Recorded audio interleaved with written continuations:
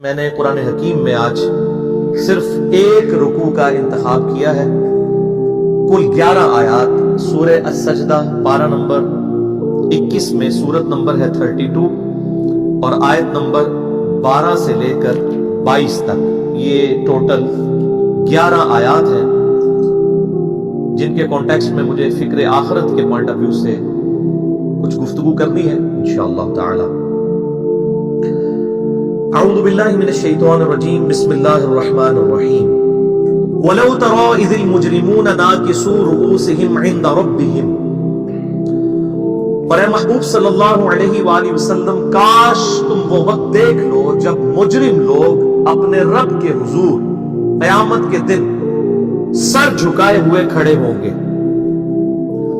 ربنا ابصرنا وسمعنا، اور کہیں گے اے ہمارے رب، ہم نے اپنی آنکھوں سے دیکھ لیا اور یہ سارے کا سارا منظر سن بھی لیا۔ فرجعنا نعمل صالحا، بس ہمیں ایک دفعہ دنیا میں دوبارہ بھیج دے، ہم نیک اعمال کریں گے۔ انا موقنون، بے شک ہمیں یقین آ گیا کہ قیامت کا دن حق ہے۔ اے اللہ، ایک دفعہ دنیا میں دوبارہ ہمارا جانا ہو، ہم بالکل اپنے اعمال کو سدھار لیں گے اور نیک اعمال اختیار کریں گے۔ اے اللہ، ایک چانس ہمیں دے دے، دوبارہ دنیا میں بھیج دے۔ ہمیں یقین آ گیا، لیکن دیکھ کر مانا تو کیا مانا؟ سورۃ الملک میں اللہ تعالیٰ نے فرمایا ان الذین یخشون ربهم بالغیب، بے شک جو لوگ بن دیکھے اپنے رب سے ڈرتے ہیں، لہم مغفرۃ واجر کبیر، ان کے لیے مغفرت اور بڑا اجر ہے۔ دیکھ کے تو سب نے مان لینا ہے، بغیر دیکھے ماننے پر ہی جنت ہے۔ امام محمد غزالی فرماتے ہیں کہ ایسے علماء جو ممبروں پر چڑھ کر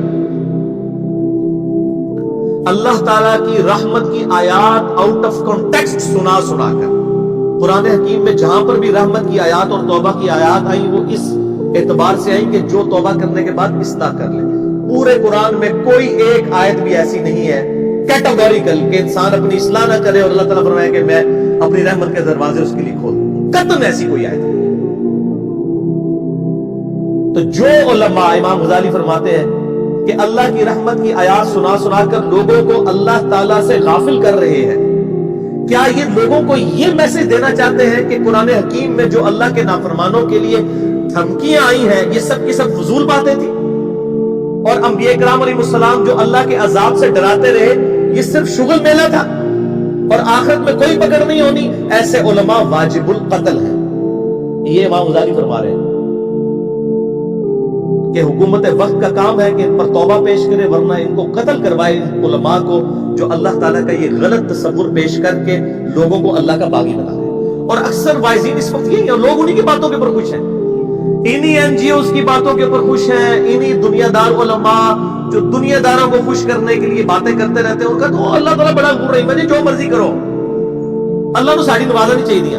اور بھائی اللہ نے کب کہا ہے کہ مجھے تمہاری نمازیں چاہیے؟ اللہ تو کہتا ہے تمہیں تمہارے لیے نمازیں چاہیے، اور نماز کو اتنا کیجول بنا لیا میں نے۔ صحیح مسلم کے اندر حدیث ہے، آپ صلی اللہ علیہ وآلہ وسلم نے فرمایا بندے کے کفر اور اسلام کے درمیان فرق ہی نماز ہے۔ جو نماز پڑھتا ہے وہ مسلمان ہے، اور جو نماز نہیں پڑھتا وہ پاکستان کے شناختی کارڈ میں مسلمان ہے، اللہ کی ڈیفینیشن میں وہ عملاً کافر ہے۔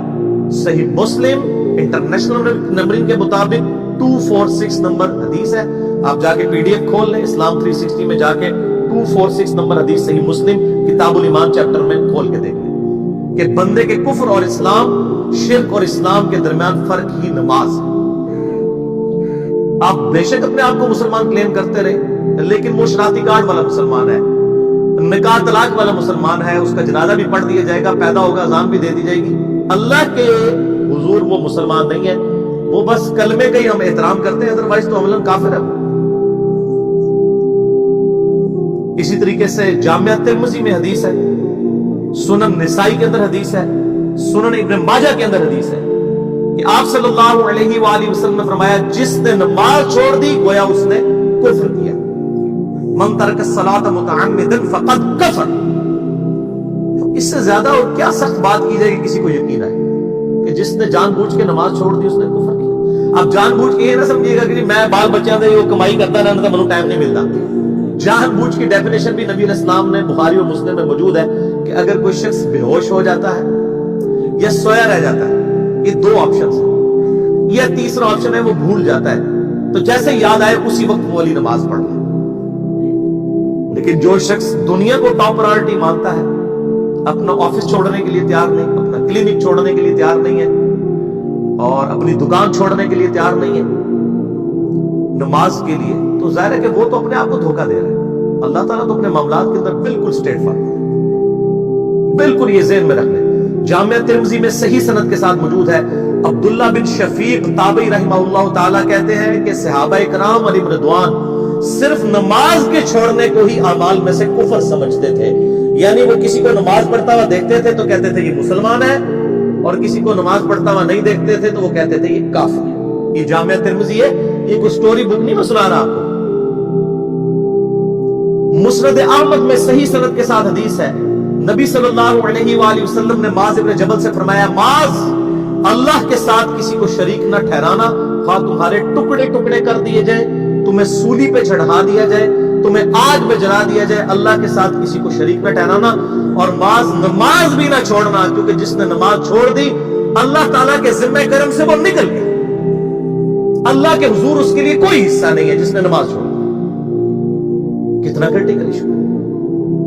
اور اسی طریقے سے مسند احمد میں ہی ایک اور حدیث ہے کہ آپ صلی اللہ علیہ وآلہ وسلم نے فرمایا، جس شخص نے اپنی زندگی میں نماز کی حفاظت کی، قیامت والے دن وہ نماز اس کے لیے نور ہوگی، نجات ہوگی، اور اس کے حق میں دلیل ہوگی، اور جس نے نمازوں کی حفاظت نہیں کی اس کے لیے قیامت والے دن کوئی نجات، کوئی نور اور کوئی دلیل نہیں ہوگی، الٹا اس کا حشر قارون، فرعون اور ابی ابن خلف کے ساتھ ہوگا، والعیاذ باللہ تعالی۔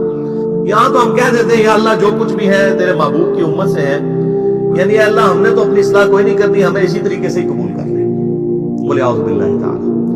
اور کچھ ویسے علماء کا بھی اس میں بڑا برا کردار ہے کہ انہوں نے نماز کو بھی اتنا مشکل فرض بنا کے پیش کیا ہے کہ ایک عام آدمی کے لیے، اور جو دنیاوی معاملات کے اندر بھی انوالو ہے، اور کسی ایسی عورت کے لیے جس کے کئی بچے ہیں، مطلب اس روٹین کے اندر اس نماز کو مینج کرنا مشکل ہو جاتا ہے۔ ہمیں تو عشاء کی صرف 17 رکعتیں بتا دی گئی ہیں، حالانکہ 24 گھنٹے کے اندر ٹوٹل نماز کی رکعتیں 17 ہیں جن کی اکاؤنٹیبلٹی ہے۔ اور میں یہ بڑے یعنی وثوق کے ساتھ ایک ذمہ دار مبلغ کی حیثیت سے یہ بات کر رہا ہوں۔ آپ صحیح بخاری اور صحیح مسلم کھول کے دیکھ لیں، فرض نمازوں کی تعداد جو ہے وہ 5 آئی ہے، اور ان کی رکعتوں کی تعداد بھی بیان ہو گئی ہے۔ فجر کے 2 فرض، ظہر کے 4 فرض، عصر کے 4، مغرب کے 3 اور عشاء کے 4، اور سفر میں سارے 2 فرض ہیں، مغرب کے 3، یہ ٹوٹل 17 رکھتے ہیں جن کی اکاؤنٹیبلٹی ہے۔ باقی جتنا گڑ پاؤ گے اتنا میٹھا، وہ ساری نفلی عبادت ہے۔ وہ بخاری اور مسلم دونوں میں حدیث ہے، جس نے فرض کے علاوہ 12 رکعتوں میں استقامت کی، اور وہ 12 رکعتیں آپ صلی اللہ علیہ وآلہ وسلم نے پڑھ کے بھی بتائی۔ اور امہات المومنین میں سے سیدہ عائشہ نے، سیدہ ام سلمہ نے، سیدہ ام حبیبہ رضی اللہ عنہن نے روایت بھی کی کہ 2 فجر سے پہلے، 4 ظہر سے پہلے، 2 ظہر کے بعد، 2 مغرب کے بعد، 2 عشاء کے بعد، یہ 12 سنت موقدہ، جس نے یہ پڑھی اسے جنت میں محل ملے گا۔ اگر کوئی نہیں پڑھتا تو گنہگاری والا معاملہ کوئی نہیں ہے۔ اسی طریقے سے اس کے علاوہ ایک اور وتر کی نماز ہے جو سنت موقدہ ہے، وہ سیدنا مولا علی رضی اللہ تعالیٰ عنہ علیہ السلام کا قول ہے کہ وتر سنت ہے، سنت ہے، سنت ہے، مگر اسے مت چھوڑو۔ ہے سنت ہے لیکن تاکیدی ہے۔ آپ صلی اللہ علیہ وآلہ وسلم نے سفر میں بھی وتر اور فجر کی 2 سنتیں پڑھی ہیں، لیکن یہ صرف افضلیت کے اعتبار سے تاکیدی ہے، ان کی اکاؤنٹیبلٹی کوئی نہیں ہے۔ البتہ یہ ضرور ہے، سنن ابی داؤد میں ایک حدیث ہے کہ جس کی قیامت والے دن فرضوں میں کوتاہی نکل آئے گی تو اللہ تعالیٰ فرمائے گا میرے بندوں کی جو نفلی اور سنت عبادت ہے اس کو تول لو اور فرضوں کے ایکویلنٹ قبول کر لو۔ تو آپ اگر یعنی سنتیں پڑھیں گے تو اس کے ایکویلنٹ نفلوں کی کوتاہی پوری ہو جائے گی، ادروائز اکاؤنٹیبلٹی اس کی کوئی نہیں ہے، یہ ذہن میں رکھیے گا۔ صحیح بخاری اور مسلم دونوں میں حدیث موجود ہے، ایک صحابی آئے، انہوں نے کہا یا رسول اللہ صلی اللہ علیہ وآلہ وسلم میں جنت میں جانا چاہتا ہوں، مجھے کوئی شارٹ کٹ بتا دیں۔ آپ صلی اللہ علیہ وآلہ وسلم نے فرمایا اسلام لانے کے بعد نماز، فرض نماز کو قائم رکھ، پھر فرمایا فرض زکوٰۃ ادا کر، فرض روزے دے، روزے جو ہے وہ ان کو ادا کر اور روزے رکھ۔ حج اس وقت فرض نہیں ہوا تھا، وہ زندگی میں ایک بار ہے۔ تو اس نے کہا یا رسول اللہ صلی اللہ علیہ وآلہ وسلم جتنا آپ نے مجھے بتایا نہ میں اس میں ایڈ کروں گا نہ اس میں سے کوئی چیز مائنس کروں گا، اور یہ کہہ کہ وہ چلا گیا۔ آپ صلی اللہ علیہ وآلہ وسلم نے فرمایا اگر کسی نے کسی جنتی شخص کو دیکھنا ہے تو اس کو دیکھ لو، جو یہ کہہ کے گیا کہ میں فرض نماز سے زیادہ کوئی نماز نہیں پڑھوں گا، صرف فرض روزے ہی رکھوں گا، فرض زکات ہی۔ اب روزہ اور زکات میں تو ہمارے علماء کو اور عام پبلک کو بھی جو دیندار لوگ ہیں ان کو ہضم ہوتی ہے کہ کوئی شخص یہ نہیں کہتا کہ بھئی پیر اور جمعرات کا روزہ، صحیح مسلم میں حدیث ہے کہ آپ صلی اللہ علیہ وآلہ وسلم کے نفلی روزوں کی یہ روٹین تھی۔ کوئی آپ کو یہ نہیں کہے گا کہ جس نے جمعرات اور پیر کا روزہ نہ رکھا اس کے رمضان کے روزے ہی قبول نہیں ہوں گے، کوئی کہتا ہے؟ کیونکہ ان کو پتہ وہ نفلی ہے۔ اسی طریقے سے زکات تو صرف 2.5% ہے نا، باقی تو نفلی صدقات ہے جتنے مرضی دیں۔ کوئی شخص نہیں کہتا کہ نفلی صدقہ نہ دیا تو آپ کی زکات بھی قبول نہیں ہوگی، الٹا یہ کہتے ہیں اور بس جی زکات دے لو تو باقی سارا مال پاک ہے۔ لیکن جب فرض نماز کی باری آتی ہے تو اس وقت وہ 12 رکھتے ہیں بھی، سنت موقع بیچ میں گھسیٹ دیتے ہیں، وہ بھی صرف فضیلت ہے۔ ٹوٹل 17 رکھتے ہیں، 2 فجر کی، 4 ظہر، 4 عصر، 3 مغرب، 4 عشاء۔ یہ میں کو اپنے لیے گراؤنڈ نہیں بنا رہا، میں تو الحمدللہ اس کے علاوہ بھی نفلی عبادت کرتا ہوں، لیکن میں بتا رہا ہوں خدا کے لیے لوگوں کو دین ایسا مشکل نہ پیش کریں کہ جو نبی علیہ السلام نے امت کو وہ دین نہیں دیا ہوا، اپنی مرضی سے انجیکٹ نہ کریں دین، لوگوں کے لیے مشکلات نہ کھڑی کریں، ان کو فرض نماز تک رکھیں۔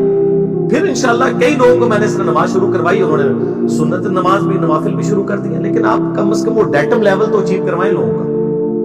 لیکن فرض نماز کی باری آتی ہے کہتے ہیں جی سنتے بھی حصہ ہے، کہاں سے میرے بھائیو حصہ ہے؟ وہ 17 رکھتے ہیں، سنتیں پڑھیں گے ثواب ہے، نہیں پڑھتے گناہ کوئی نہیں، تو کم از کم فرض تو ادا کریں۔ اس کے لیے آپ کو ٹوٹل 24 گھنٹے میں میرے خیال ہے 40 منٹ بھی نہیں چاہیے فرض پڑھنے کے، تو اس کے اوپر تو استقامت کم از کم ہم اختیار کریں۔ اور چھوٹی چھوٹی جو نٹی گٹیز ہیں ان کو تو ہم نے اتنا فالو کیا ہوا ہے، اور فرض نماز کے بارے میں ہم اتنے کیجول ہو جاتے ہیں۔ تو یہ فرض نماز کی امپورٹنس اس حوالے سے ضروری تھی، اس لیے میں نے ساتھ ہی بیان کر دی۔